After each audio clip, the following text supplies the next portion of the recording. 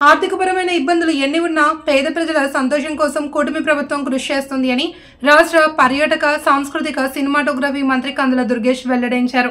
తూర్పుగోదావరి జిల్లా నిడదవోలు నియోజకవర్గం ఉండ్రాజవరం మండలంలోని పసలపూడి గ్రామంలో ఇంటింటికి వెళ్లి మంత్రి కందుల దుర్గేష్ వృద్ధులు, దివ్యాంగులకు, దీర్ఘకాలిక వ్యాధిగ్రస్తులకు స్వయంగా సామాజిక భద్రతా పెన్షన్లు అందించారు. అంతేగాక ఒక్కొక్కరిని ఆత్మీయంగా పలకరించి ప్రభుత్వం ప్రజలకు అండగా ఉంటుందనే భరోసానిచ్చారు. పసలపూడి గ్రామంలో ప్రత్యేకంగా ఆంధ్రప్రదేశ్ రాష్ట్ర ప్రభుత్వం ప్రతిష్టాత్మకంగా ఇస్తున్నటువంటి పెన్షన్ల పంపిణీకి రావడం జరిగింది. మండల అధ్యక్షులు తెలుగుదేశం పార్టీ రామకృష్ణ గారు, జనసేన పార్టీ మండల అధ్యక్షులు బాలాజీ గారు, ఇక్కడ స్థానికంగా ఉన్న సోమేశ్వరరావు గారు, ఇంకా ఇతర నాయకులు అందరూ కూడా ఉన్నారు. వెంకటరత్నం గారు ఇంటింటికి వెళ్ళి పెన్షన్లు ఇచ్చే కార్యక్రమాన్ని వాళ్ళు చేపట్టాం.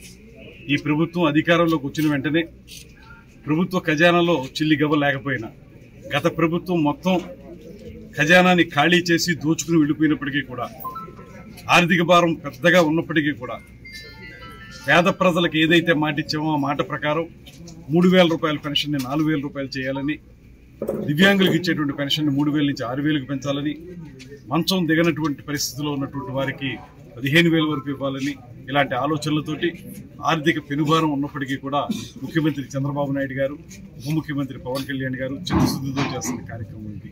అందుకే ఇవాళ మేము ఇప్పుడు పెన్షన్లు పంపిణీ చేస్తున్నప్పుడు చాలా మందిని అడిగితే వారందరూ చెప్తున్నారు ఉదయానికే మాకు వచ్చేసినాయండి, ప్రతి నెల కూడా ఉదయం వచ్చేస్తున్నారు.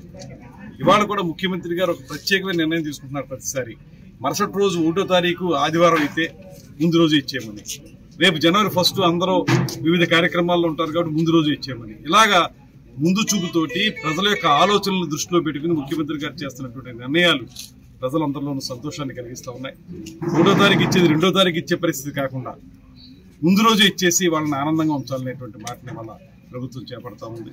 అదేవిధంగా రైతుల విషయంలో కానీ వాళ్ళు అమ్మినటువంటి ధాన్యానికి వెంటనే 24 గంటల లోపలనే వారి ఖాతాల్లోకి డబ్బు జమ వేసేటువంటి కార్యక్రమం కానివ్వండి, మహిళల మొహాల్లో వెలుగు చూడాలనేటువంటి ఆలోచనతో దీపం 2 పథకం క్రింద సంవత్సరానికి 3 ఉచిత గ్యాస్ సిలిండర్లు ఇచ్చే కార్యక్రమం కానివ్వండి, రేపు ఉగాది నుంచి ఇంచుమించుగా ప్రారంభించేదానికి సిద్ధంగా ఉన్నారు ఉచిత బస్సు ప్రయాణం అనేటువంటి.